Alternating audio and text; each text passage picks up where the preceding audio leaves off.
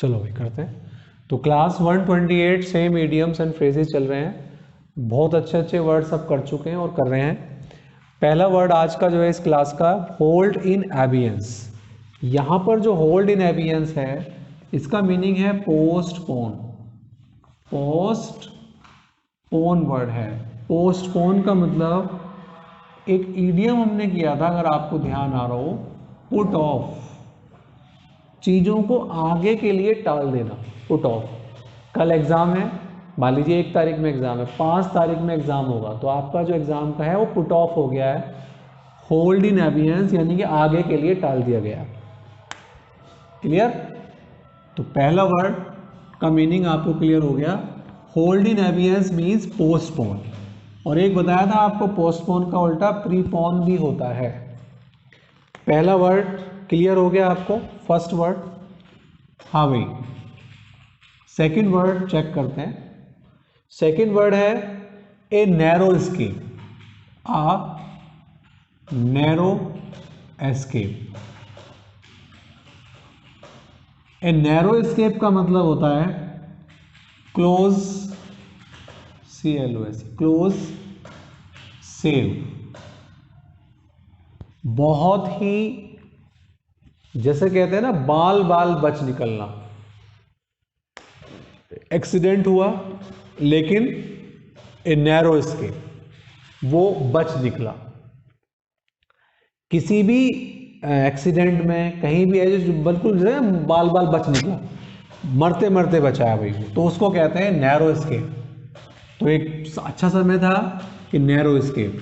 Clear? Accident हुआ, बहुत ही एक भयानक एक्सीडेंट हुआ, there was a dangerous accident but it was a narrow escape, लेकिन वो बच निकला।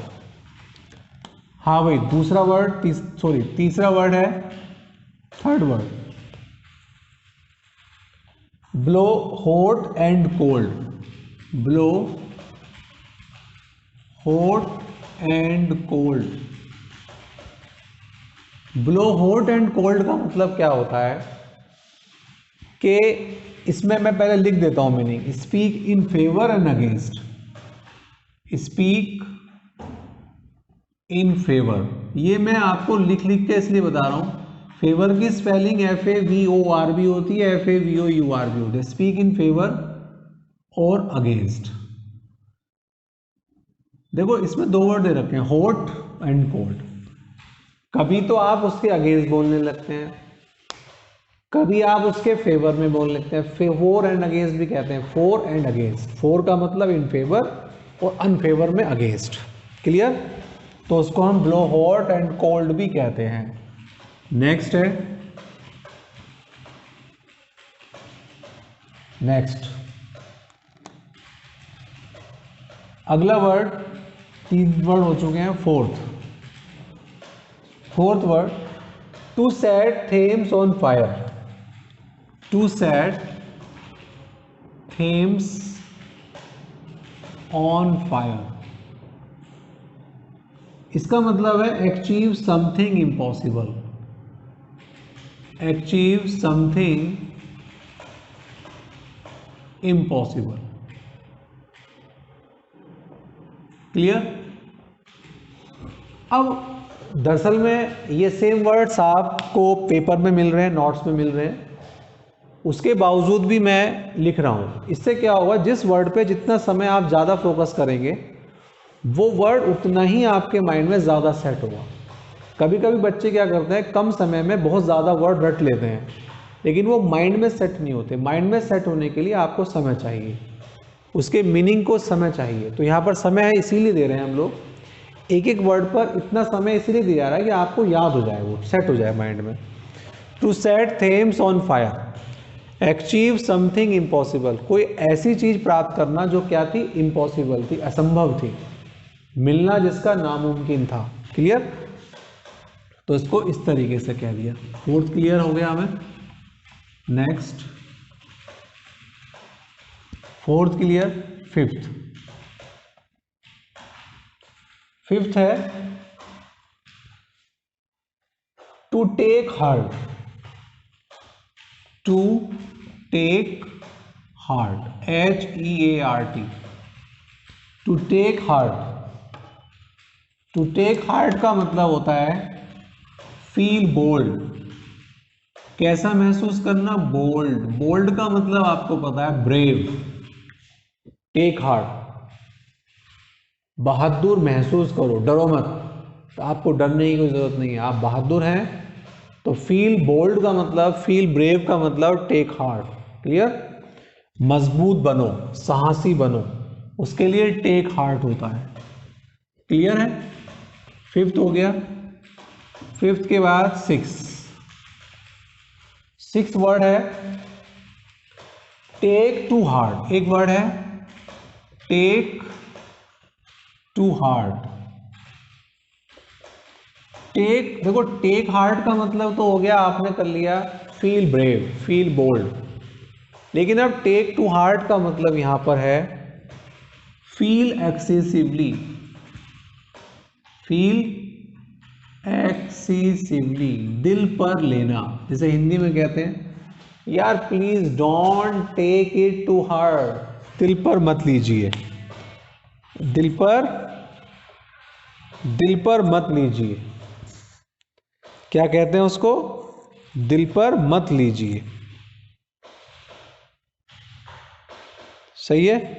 तो उसको कह रहे हैं हम दिल पर मत लीजिए, take to heart, don't take it to heart. तो इसका मतलब आप, कोई बंदा है बहुत ज्यादा महसूस कर रहा है, दिल से ज्यादा महसूस कर रहा है, दिल पर ले रहा है, माइंड मत कीजिए, तो उसके लिए भी टेक टू हार्ट। तो दिल पर मत लो यार इस बात पर, है ना, ये तो मजाक की बात थी। Please don't take it to heart, don't take it to heart. Next है, ये हो गया हमारा नेक्स्ट वर्ड। टेक हार्ट हो गया, टेक टू हार्ट हो गया। अब है नेक्स्ट बहुत अच्छा word, seventh word a greenhorn in experienced.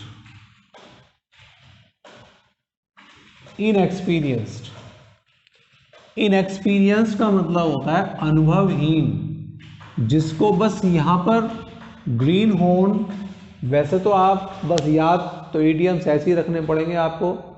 Green horn, जब जानवरों के जो सींग आते हैं, हॉर्न सींग के लिए भी आता है। हॉर्न एक, जब हम इंडिकेटर वगैरह या आवाज़ देते हैं, हॉर्न देते हैं गाड़ी वगैरह का, तो उसके लिए भी हॉर्न वर्ड है। लेकिन यहाँ पे ग्रीन हॉर्न का मतलब होता है नवसिखुआ, जो अभी अभी उसे अनुभव नहीं है, बस नए, आपने नई ड्राइविंग सीखी, आपने नया कुछ सीखा, तो उसको नवसिखुआ कहा जाता है। तो उसके लिए ग्रीन हॉर्न अच्छा वर्ड है। Inexperienced, clear? वो अभी एक्सपर्ट नहीं है, अभी तो वो नवसिखुआ है, उसने नई नई चीजें सीखी हैं। तो ग्रीन हॉर्न ये वाला था। Next word eighth word take bull by horns. Take bull by horns. Take bull by horns का मतलब meet the danger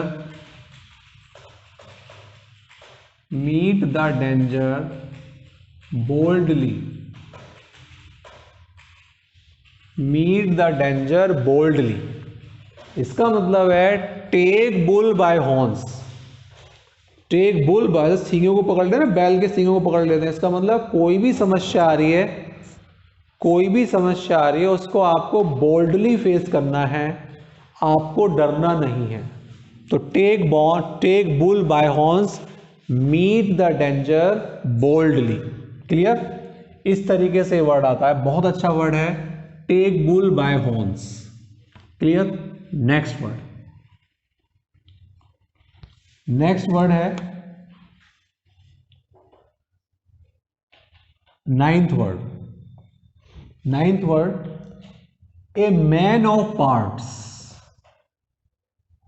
A man of part, जब भी पार्ट्स आ जाए ये हो जाता है a man of quality. A man of qualities.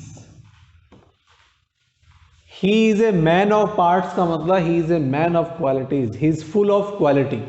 उसके अंदर तो यार बहुत सारी क्वालिटी है, तो he is a man of parts या ही is a man of quality. ठीक, उसके अंदर तो बहुत सारे गुण हैं, तो गुणी व्यक्ति है, उसके लिए कहते हैं man of quality, a man of parts. 9th हो चुका है। हाँ भाई 10th 10वां word,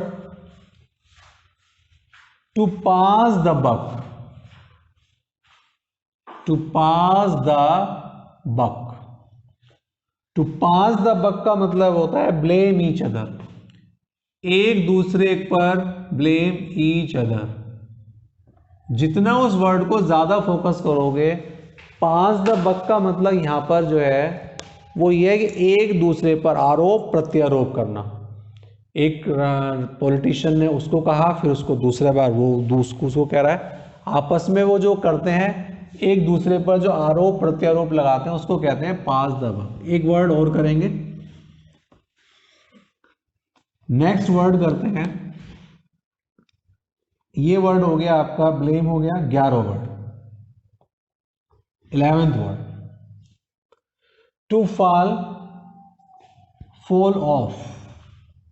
to fall, fall off, it means fight.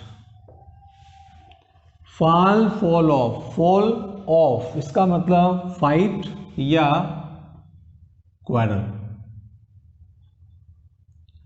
Fight या quarrel. To fall, fall off का मतलब लड़ना, झगड़ना, फाइट करना। ठीक, एक नेक्स्ट एक वर्ड इसके अंदर और कर लेते हैं। नेक्स्ट वर्ड, हाँ भाई 11वां या 12वां वर्ड कर रहे हैं, लास्ट वर्ड इस क्लास का, speak and span. Speak and span का मतलब इन ऑर्डर। ठीक, चीजें बड़ी व्यवस्थित रूप से रखी हुई हैं, तो स्पीक एंड स्पैन। क्लियर है? इसका मतलब वेल इन ऑर्डर है। एक वर्ड किया था हमने एट 6s एंड 7s, इधर उधर पड़े होना, चीजें अरेंज ना होना, उसको कहते हैं 6s एंड 7s। लेकिन हम क्या कर रहे हैं यहाँ पर, हम कर रहे हैं इन ऑर्डर। चलो इसको इतना ही रखते हैं।